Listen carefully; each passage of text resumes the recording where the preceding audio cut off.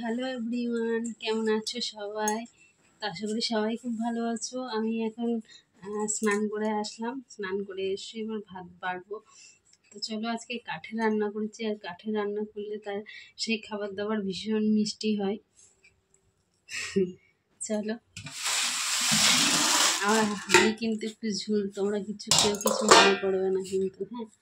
কারণ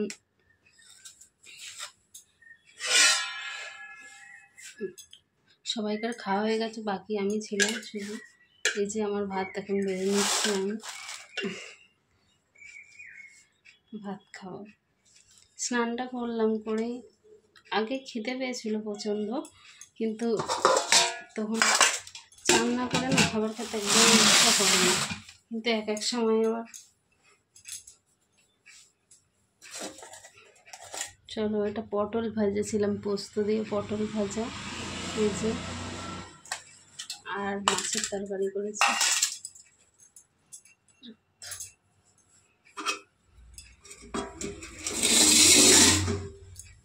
চলো বসি, না বসলে দেখাতে পারবো না।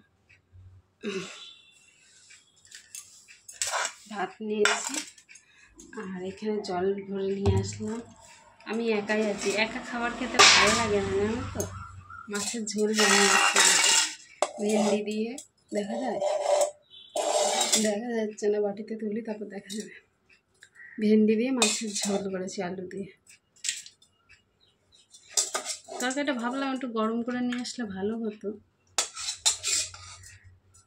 কিন্তু আবার ভাবলাম দূর আমি খাবো, ঘরে সবার খাওয়া দাওয়া হয়ে গেছে, এই জন্য আর গরম করবো না, থাক খেয়ে নি।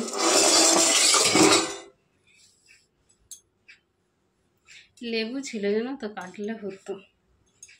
থাক, আর উঠবো না, খেতে বসে 7বার উঠতে একদমই ভালো লাগে না। চলো, ওই দেখো ভেন্ডি দিয়ে মাছ দিয়ে ঝোল করেছি। চলো, খাবে তো আসো। আমি এখন খাই, প্রচণ্ড জোরে খেতে পেয়েছে, পেটটা পুরো জ্বলছে। সকালবেলায় কী বলতো, এই কাজ ওই কাজ সেই কাজে না কোনো মতে খাওয়া হয়ে ওঠে না। ভাবি যে যাই হোক একটুখানি খাবো, খেয়ে দোকানে যাব, কিন্তু সেটা আর হয়ে ওঠে না। তো সেই জন্য খাওয়ার আর আমার টাইমই হয় না। দোকানে গেলেও সব দিন তো সমান নয়, কোনো দিন দোকানে যাওয়ার সাথে সাথে কাস্টমার থাকে, আবার কোনো কোনো দিন হচ্ছে গিয়ে থাকে না, এরকম হয়। তো সেজন্য আর খাওয়া হয়ে ওঠে না, আর কাজে গিয়ে না খাওয়াটা হয় না, জানো তো। বাড়ি দিয়ে একটু খেয়ে গেলে সেটা হয়। চলো আসো, খাবে তো। আমার মনে হয় এরকম করে নিয়ে খেতেই ভালো লাগে। দাঁড়া, পাকের মতো নিয়ে নি।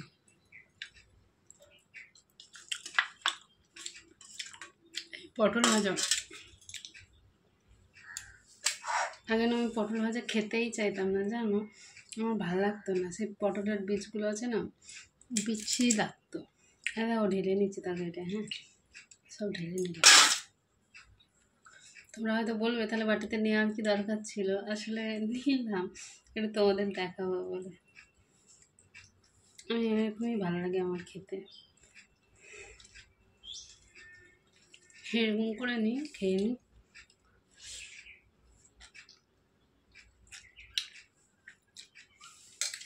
আজকে প্রতিটা তরকারিতেই নুন হয়ে গেছে।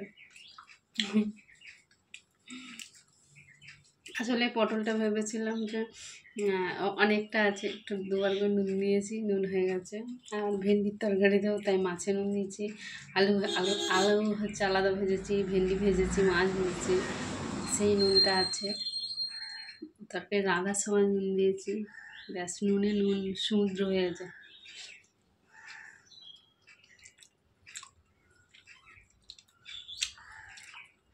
আমি তো এতটা ভাত নিলাম, খেতে পারবো কিনা আমি জানি না।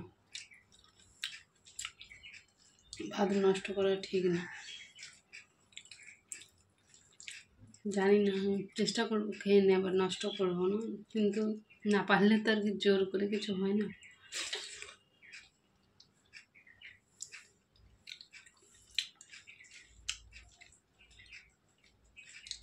আলুগুলো দেখো ঠান্ডা হয়ে গেছে বলে শক্ত হয়ে গেছে।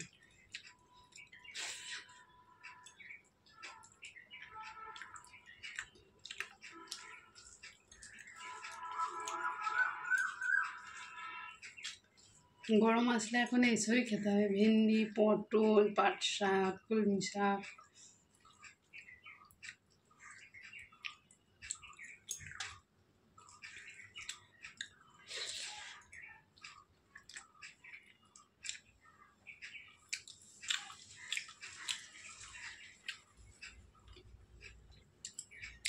চলো গো খেয়ে নিই, হ্যাঁ, তারপরে কথা বলবো পরে যদি ক্যামেরা অন করি।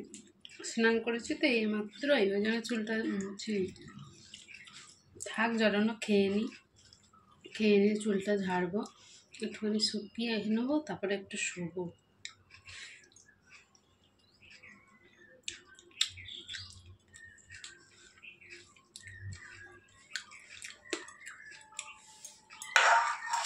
চলো টাটা, হ্যাঁ, তোমরাও খাওয়া দাওয়া করে নিও যারা যারা খাওনি।